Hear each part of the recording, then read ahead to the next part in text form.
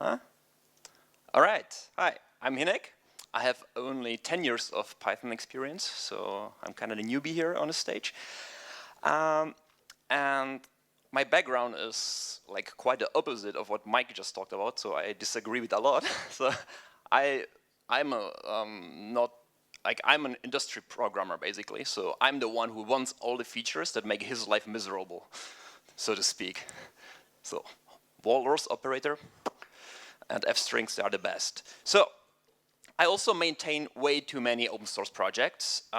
Most famously, you may have heard of Adders, which is the direct ancestor of the much beloved data classes in Python 3.7, which currently has around 12 million downloads per month, which is roughly 4x of Django.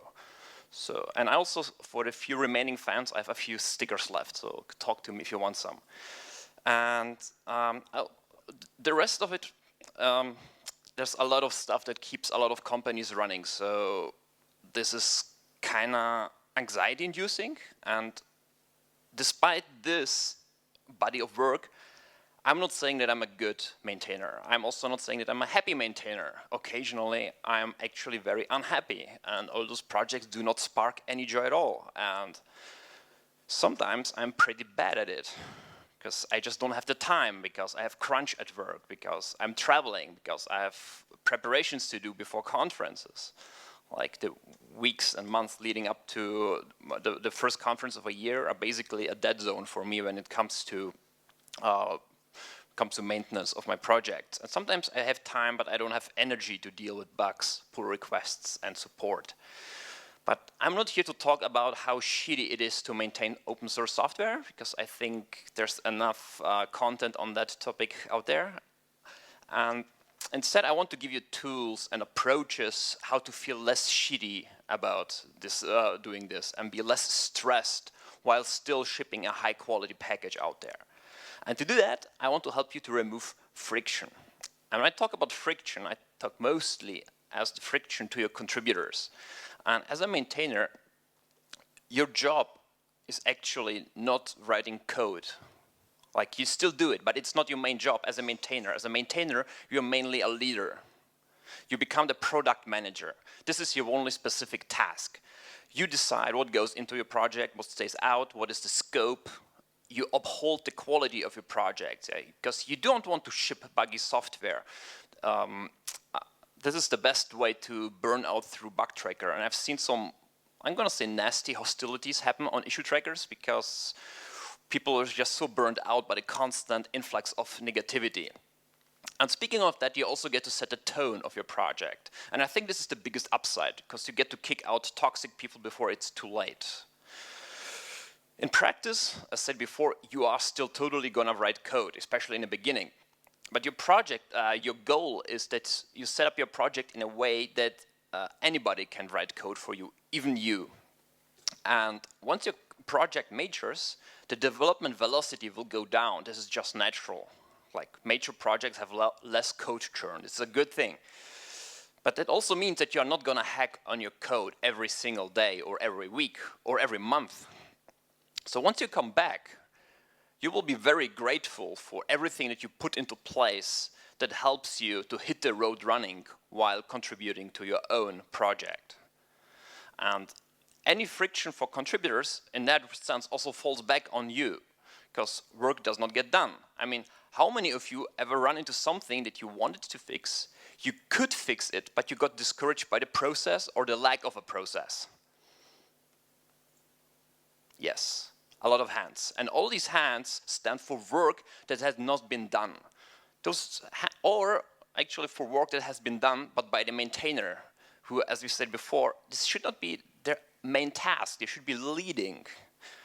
And you probably wanted to contribute that code, but you didn't. Also, if every new contributor needs hand-holding to get started with your project, because it's hard to get up and running your tests.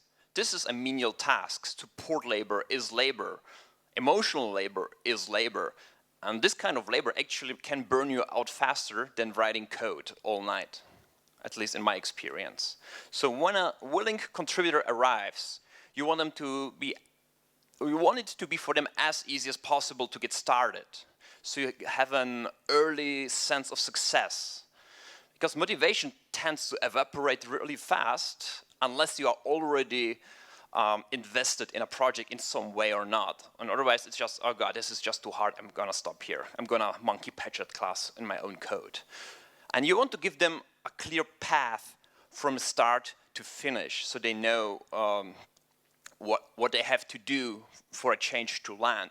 And in my experience, people don't mind to put work into quality at all, because they probably have your package in production. So they have an intrinsic interest in this package to be good, to be high quality, because they might be waking up themselves at 3 a.m. in the morning by their own bug that they contributed.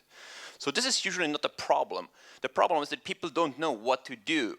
And so I'm gonna say that a long, concrete and actionable to-do list is much better than a short one, but it's very vague and doesn't tell people what they have to do.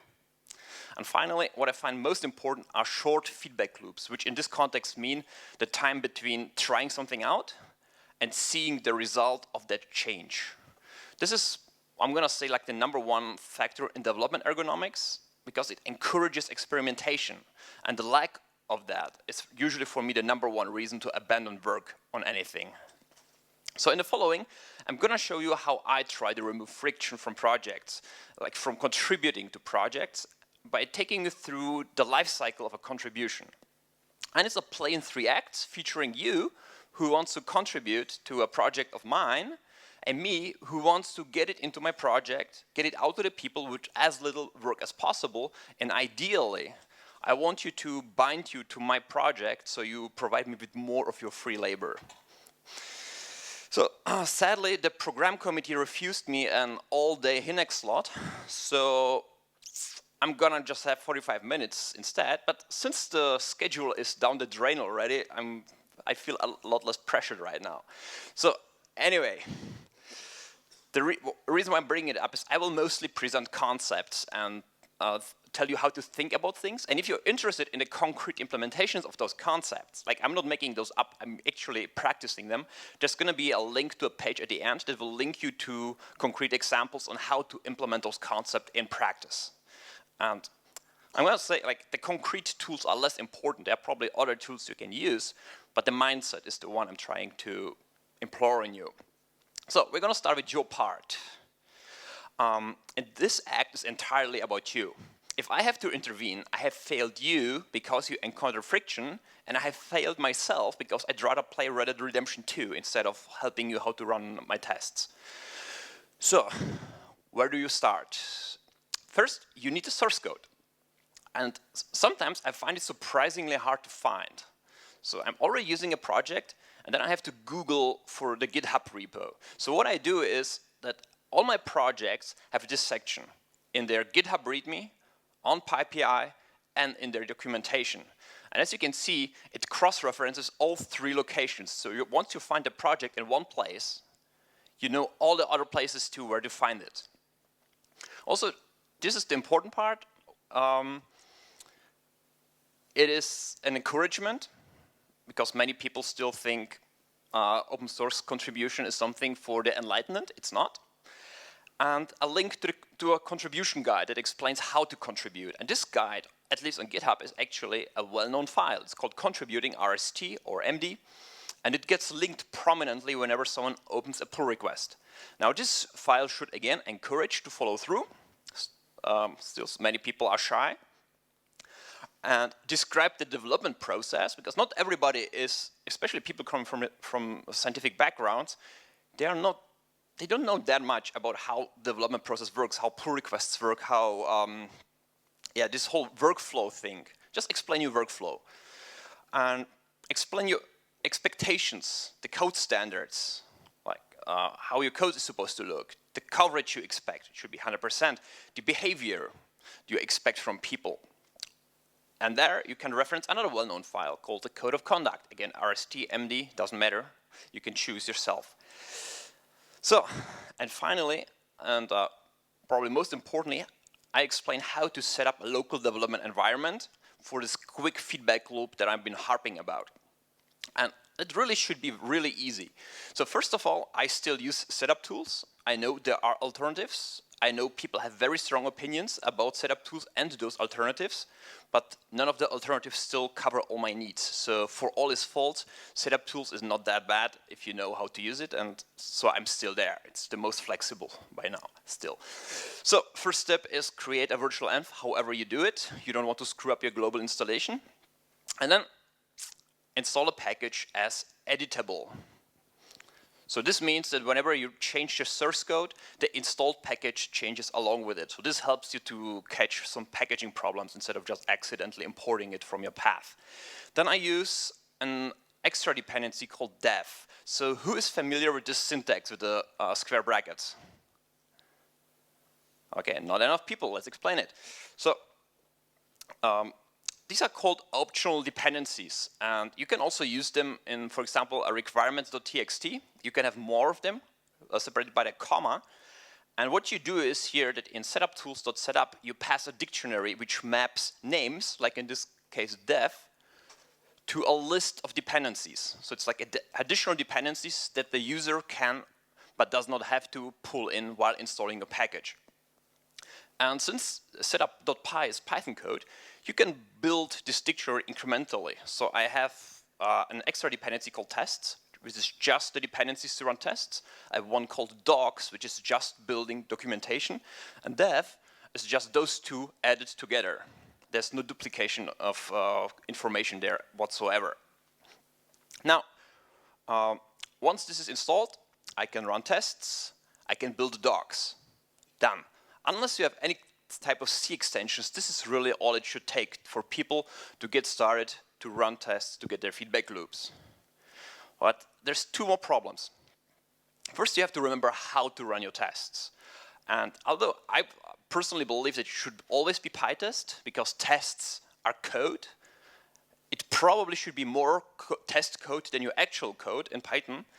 And code needs to be maintained, so you should use the best tools available. And I do not buy into that notion of this test should be simpler or this purity stuff. It is code, you have to maintain it, make it good.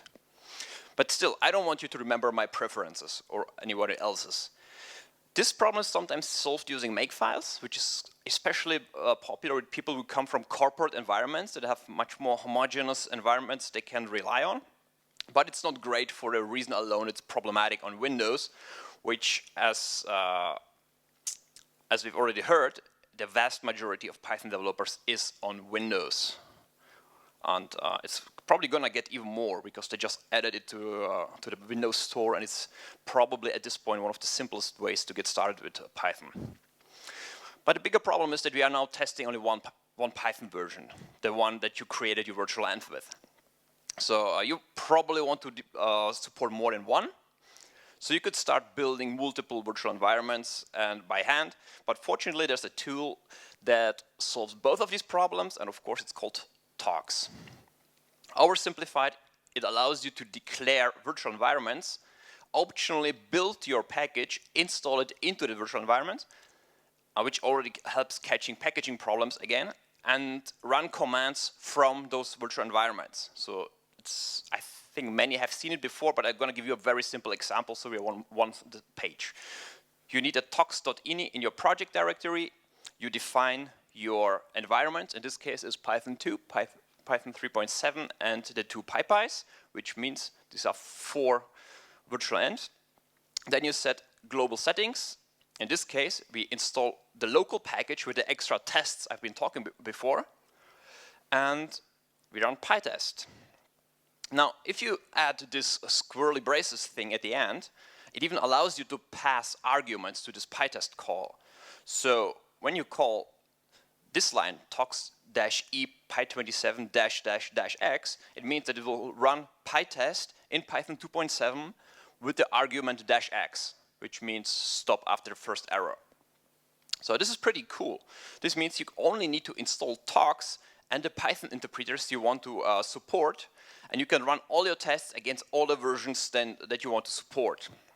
And I find that it's a valid expectation for the absolute most Python projects that I just cd into the project directory, run tox, and it will test everything for me. you should have very good reasons for this to not be the case. There's also Nox, which is based on Python, so if you don't like hacky ini files, I'm fine with that too. Now, there's more to code quality than just writing tests. There are issues of style, because consistency makes code much more readable. PEP8 came up. And some things are not wrong, but they are just unfortunate, like unused variables, unused imports. They are not terrible, but they waste memory and waste cycles. So there's the process of checking code without actually running it, and it's called linting. The name is based on the stuff that you find in your pockets or in your belly buttons, you know, that's called lint. So it's nothing terrible, but life is generally better without having some shit in your belly button, so let's remove it. And the most famous linter is, of course, Flake8. And you may or may not know it, but it's actually just a wrapper around multiple other tools. One is PEP8 for style, and PyFlakes, which does more the correctness checks, like unused variables. And I'm going to go on a limb and claim that code that passes Flake8 is usually better and definitely more readable. So I think it's a good thing to strive for that. Then, what is the single commit every Python project has that uses setup tools? It turns out this loser all just forgot to run his linters, because there is a tool for it called check manifest, and as a matter of fact, it is made right here in Vilnius. So it's true. Then finally, ever seen a project page like this? It's a little bit hard to see, but it is basically broke markup. If you have a typo in your RST or nowadays in your Markdown file, it will be rendered as ASCII.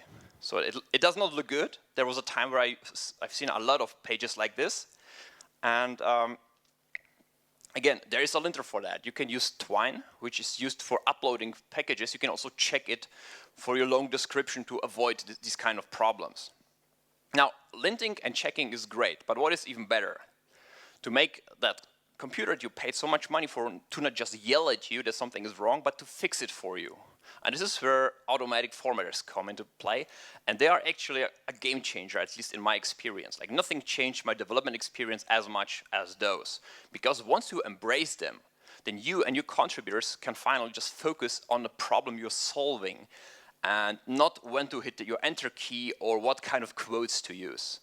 So there's been a bunch of formatters in Python for a while, but none of them were quite there yet. They had all kinds of downsides until the aforementioned Black appeared. And Black is really, really good because it formats your code into a canonical format. So the output is deterministic. It doesn't just fix violations like the others used to do. And so, to come back to the question from before, there is only one code style in Python nowadays. And Black is also way more stricter than Go format. Go format leaves you a lot of leeway in how you format certain things. Black will not. Black will always bring your code into one format. And also, only monsters use single quotes. So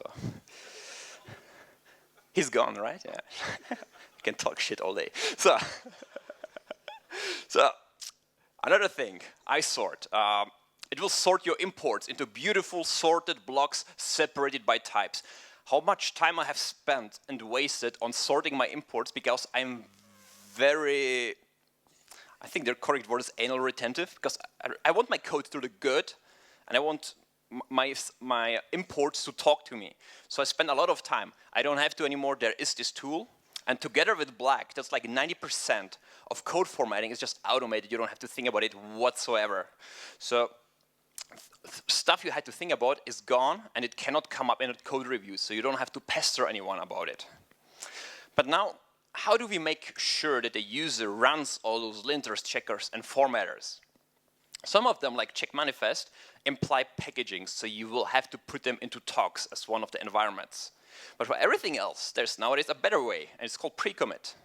And pre-commit allows you to define hooks that run before each git commit, and if those hooks fail, you cannot commit your code. But it also allows you to run them over all of your files anytime you want. And to use it, you just need a config file in your repository called precommit config.yaml, The A is sadly not optional, and it drives me crazy. And Flake 8 has direct support, which doesn't come as a surprise because the author of pre-commit is now also one of the maintainers of Flake 8. And it's really straightforward. You just point to the repo, you pick a version, which is just a git tag, and this ensures that a Flake 8 update will not break your build, which used to happen quite often for a time. I don't think it happens that often anymore, but I remember people being very angry on Twitter about this. And I find this is a good compromise to locking everything in your open source projects, because especially if the churn goes down, at some point you will have more pull requests just updating your dependencies than actual code. So this is like a nice compromise. And then you choose a hook to run for Flake 8, it's just Flake 8, and the Python version that you want to use for that hook. That's it. And the nice thing is pre-commit is Python aware, so it will store and manage your hooks in its own virtual envs completely transparently for you. You will not know how it's working, but it's going to use the right Python version, that right version. It will do everything for you. So that means Black and isort are just as easy. And there is a whole ecosystem. So who has ever checked in a pdb.settrace into Git? Come on. I know it's more hands. Yes, there is a hook for us that will catch it. And while it is written in Python, it is not Python specific. So there are hooks for everything. You can run Docker containers as your hooks before committing code. So it is very flexible. Now, with all this in place, I could ask you to install pre-commit. But sadly, it is a Python package. And asking you to install Python packages globally will turn my bug tracker into a Python packaging support forum. This has happened before, so I'm not making this up. So let's wrap this into the dev extra I was talking about before. So once you install this dev extra, along with PyTest and all the other tools, you get a fresh install of pre-commit 2 in my case. So once you can run PyTest, you can also run pre-commit. So this solves like a whole swath of problems and questions and issues. Now, to ensure that you actually run it, of course, you should install the Git hook so it gets run before you commit your code. But again, I will not rely on anything that you have to remember, because you will forget about it, and I will forget about it. It's not a good thing. Trying harder is not a solution to anything. So in this case, I'm going to add an environment called lint. It will only depend on pre-commit. It will not install your package, which makes it way faster. And then we just run pre-commit against all files. And if one of those checkers fails, this tox environment will fail. So in Black's case, it means it will reformat your code, but then it will fail, so you can stage the changes too before you commit the final version. Now your code is perfect. Is anything missing? Yes, documentation. So how do we make sure that your documentation is building?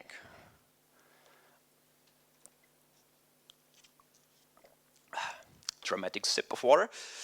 Of course, it's tox again. And I'm going to assume you're using Sphinx, which you should. It's great. It's so good that Apple is using it for their Swift docs. And there it is. This time we install the extras docs I talked before, which is mostly just Sphinx in my case. And first we ensure that we can build our docs HTML. Then we run the doc tests in our docs.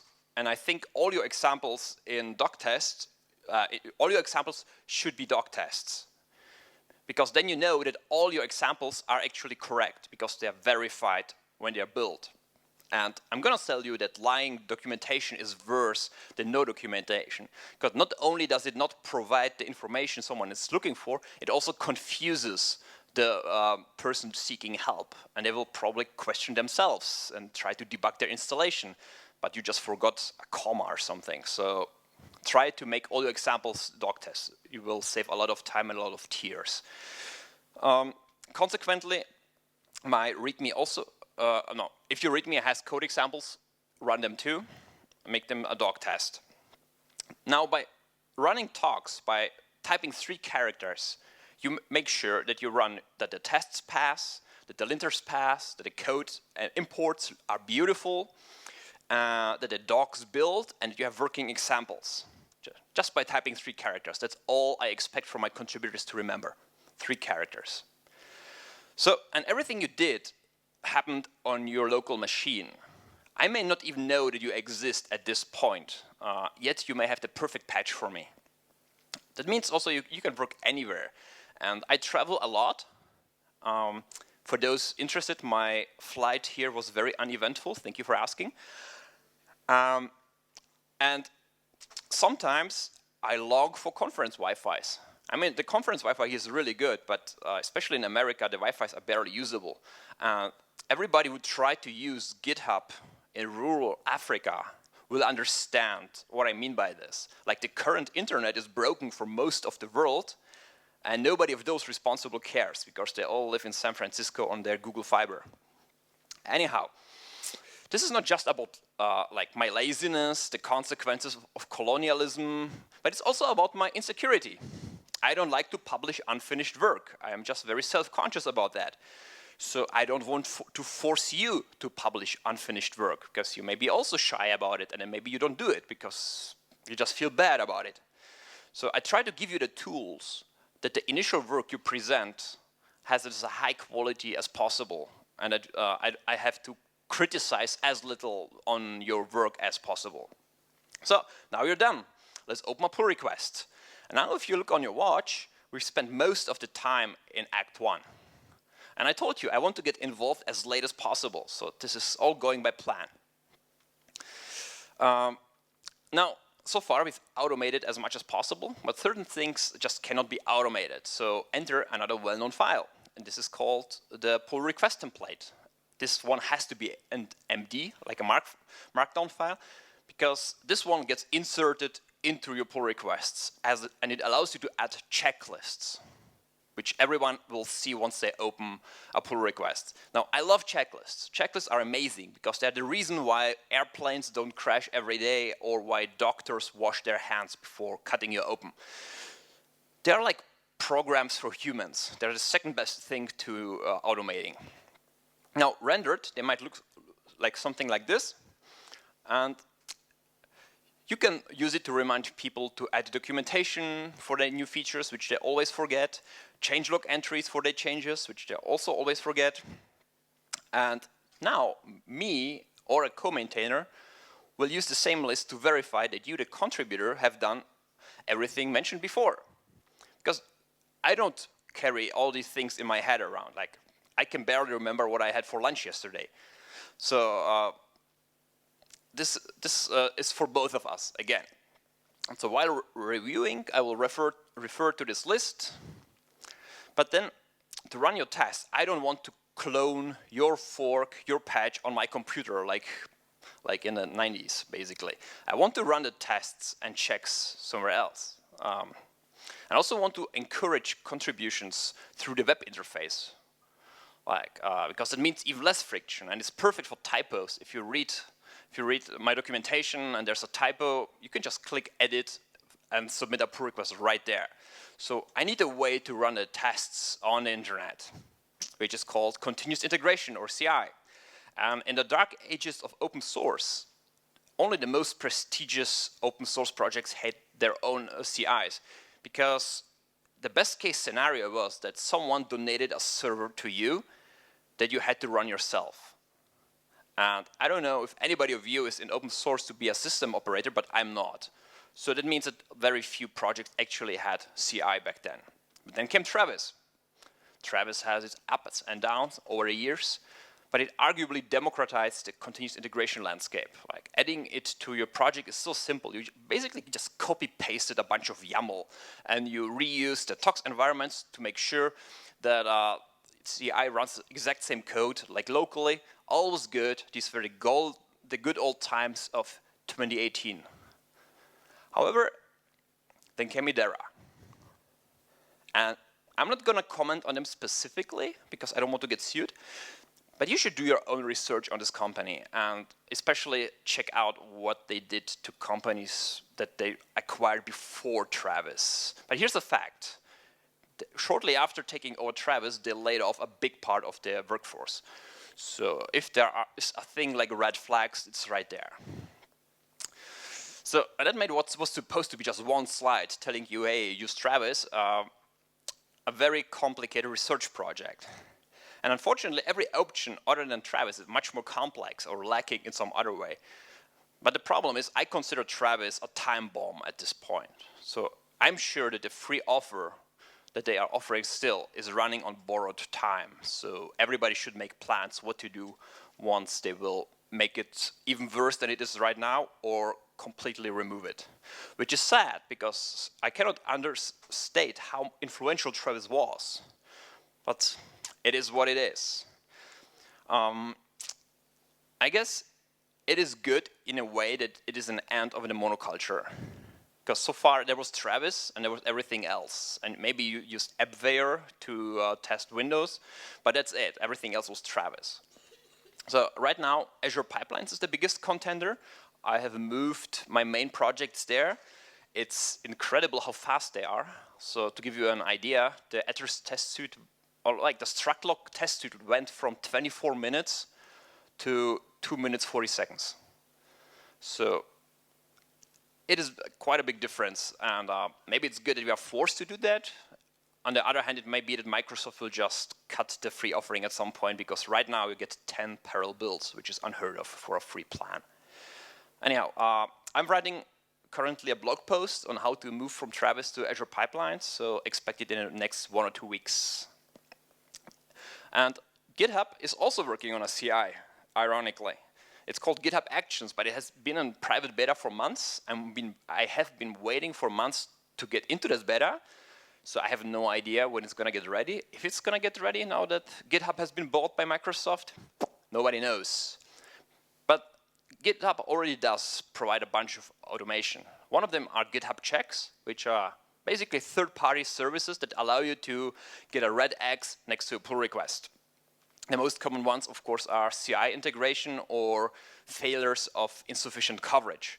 Then there's more sophisticated ones, or if you want, artisanal, called GitHub bots. And you may have heard of Marietta, the Khaleesi of CPython core development bots. She's giving a talk on how to write GitHub bots, and she completely changed the development process for the CPython interpreter, so the main Python interpreter. Because when I was more active in CPython core development around 2012, most of the work we've been doing were basically maintenance work and like busy work, and a lot of that work has been moved to GitHub bots, which is amazing. Okay, so much for the mechanical parts of the process. So what happens after you have the green check mark? All checks are passing. Someone has still to review it. So in the beginning, it's probably always you. But as the project grows, you don't want to review everything yourself. You can't review everything yourself. And GitHub even acknowledges that with its file called code owners, and it allows you to map paths to contributors. But you also don't want to triage all bugs, answer all questions. There's a natural limit to your time, especially if it's your free time. It tends to get less over time. So you need to build a community. And community building is hard. There's a lot of material on that. I can't say much new to that, but I want to talk about one thing, and that's community empowerment. I think it's important to give your contributors the feeling that the project is theirs too. And I have to say, I've wrote this talk and these slides before the latest Python drama that happened around PyCon. It was true before, it's still true. It is shitty to let others do the work, to build your own brand for nothing in return. So contributors should be celebrated. If you let others do the work, especially maintenance work, the boring work, and then take all the fame for yourself, it may feel good in a short term, like you get to retweet all the praise about you and your project, but it will backfire eventually. Like people burn out on not being valued, on dealing with you. I've seen people get very resentful, and yeah, one of them now wrote a big blog post.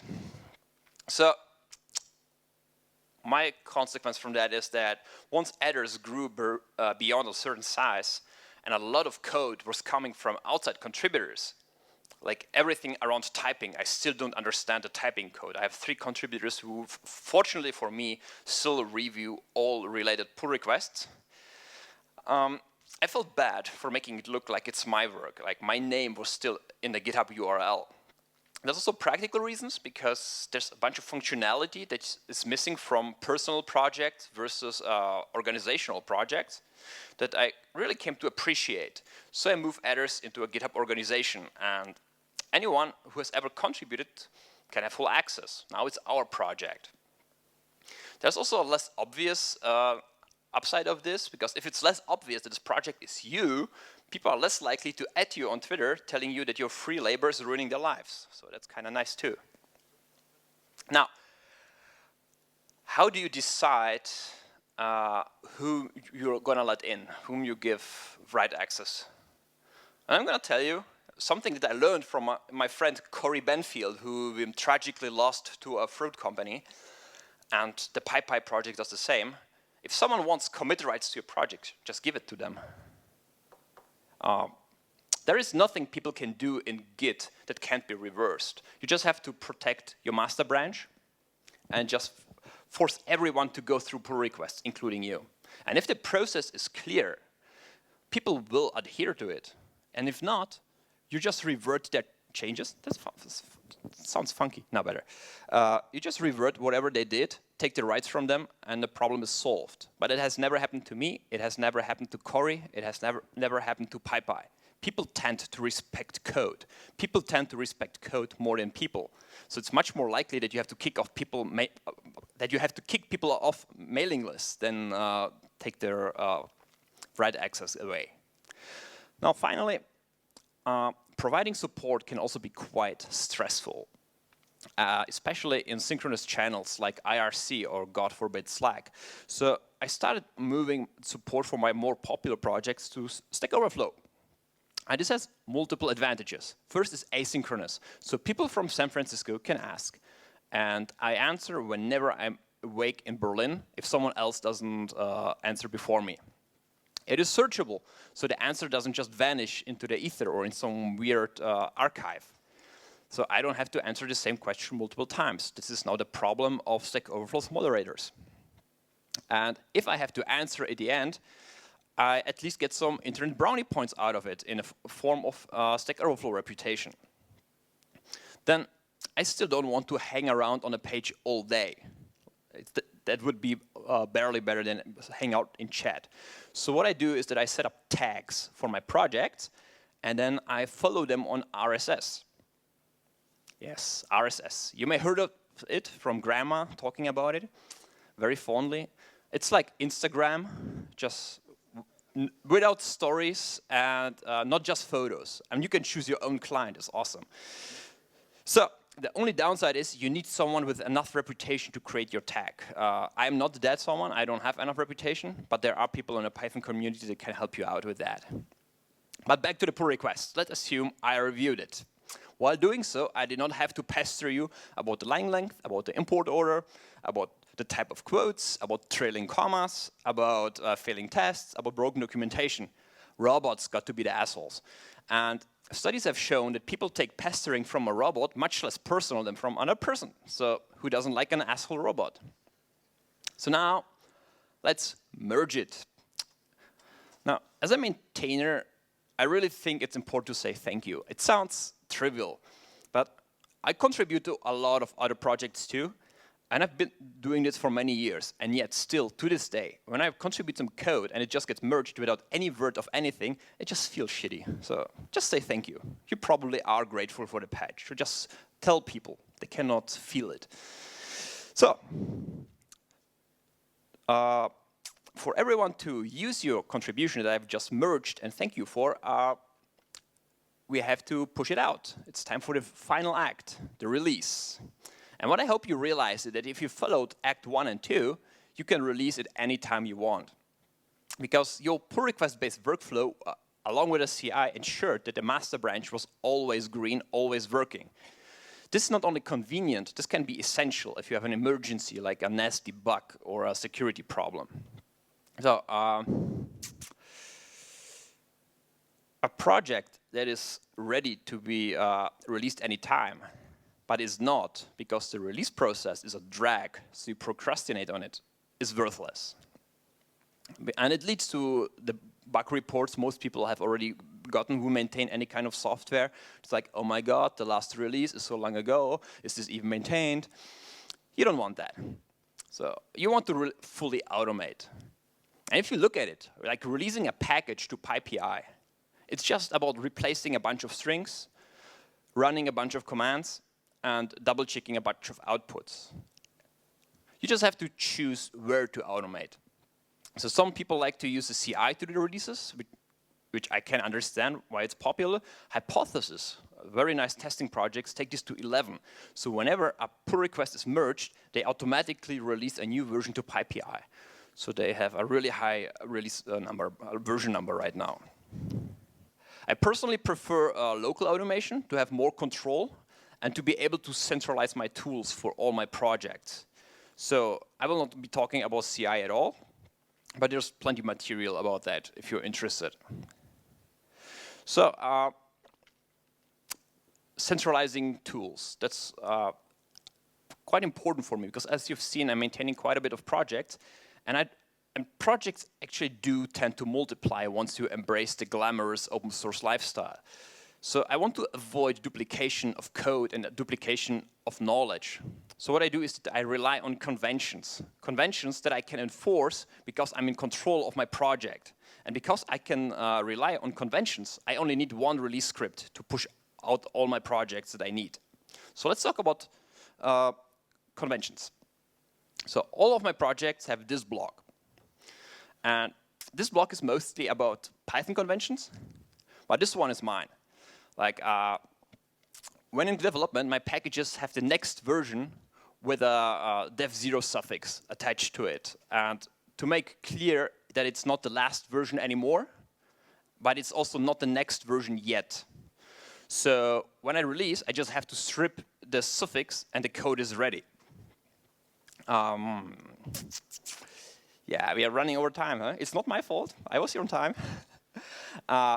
So when I release, so this is the canonical metadata for me, for the package. And I find it makes sense to make the code canonical and not some random files that are flying around. And everything else just derives from it. So my Sphinx documentation loads it from there. My setup.py just reads it and parses it with a simple regular expression. So other talks will not start before this doesn't happen. You can come back.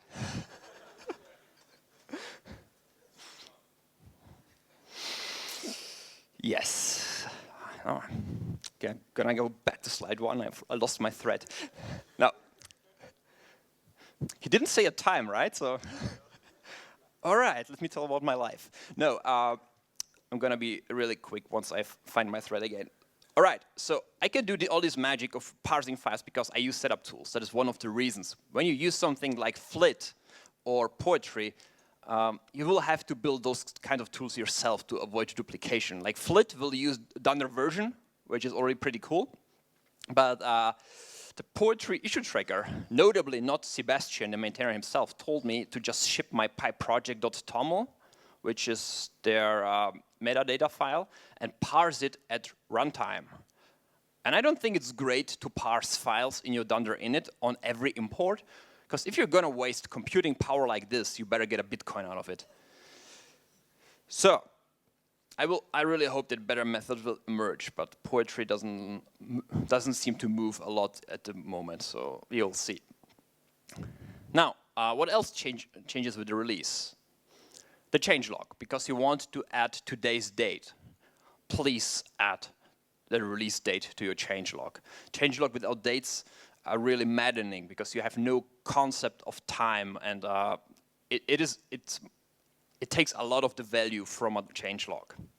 So for me, this means that I just have to replace the word unreleased with the current date in a file called changelog.rst in a project directory. There's like 3 lines of code. It can be even 1 line of code if you push it. And technically, the project is ready for release. The version is correct, the changelog is ready, the code has been ready all along. So there's only one more, there's only one more thing I do before each release, and I like to check all the links in my docs for 404s, for moved content, stuff like that. And thanks to Sphinx, this is super easy. There's a command called make link check, or if you're in Windows, it's make.bat link check, and it will build your documentation. It will go through all your links and check whether or not they work. Now, I do not recommend to make this part of the CI, because you get way too many transient failures. This is how you learn how unreliable the internet actually is. And the last time the US government shut down, we had this problem that a bunch of HTTPS certificates expires, and nobody was paid to fix it, so they were just broken. Yeah.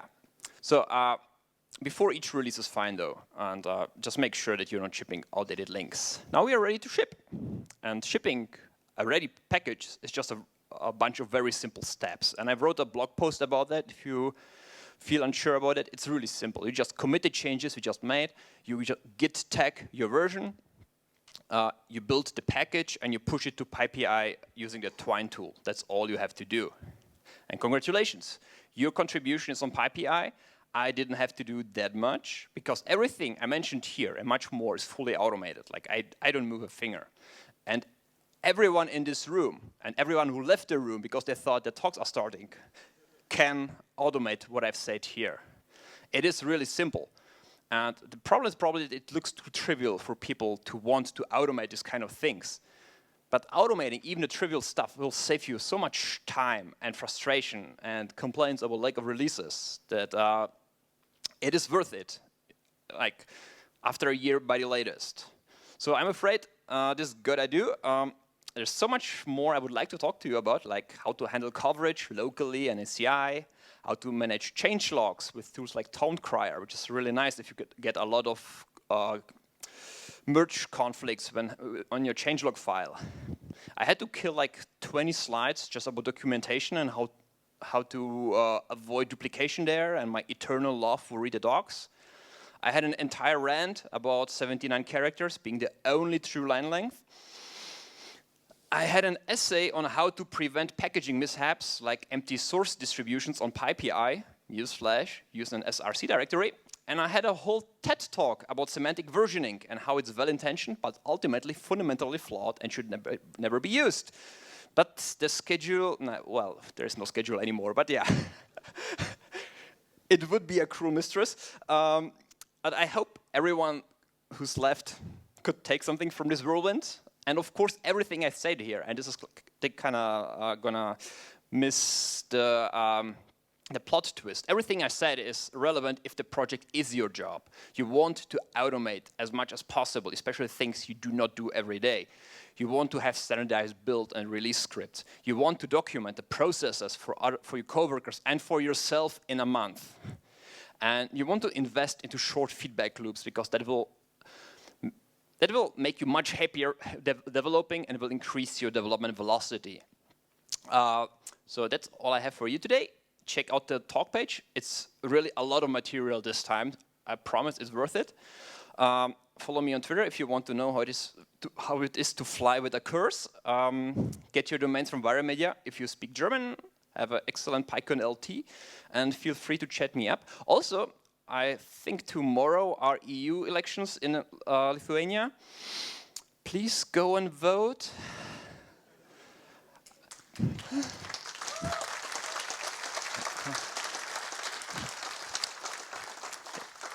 Yeah, the EU has its flaws, but believe me, it's so much better than what we had before. Eternal war. So, thank you. I'm Hynek, thank you very much. Have a nice conference.